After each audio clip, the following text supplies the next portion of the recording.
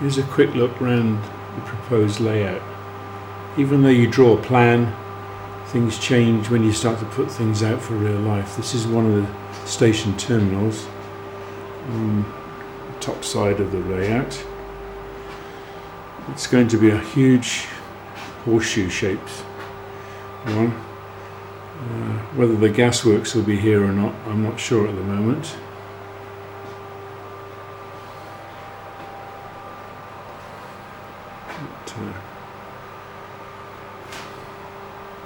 The brewery will be in the corner over there somewhere. This is part of the retort building for the gasworks.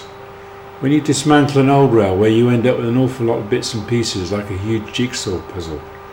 And working out whether you're going to put the same stuff back again or you're going to use some of it can take quite a long time to work out. Let's down the back end here, it's a long straight. The tar works needs rebuilding, and this is where the track has been laid at the moment.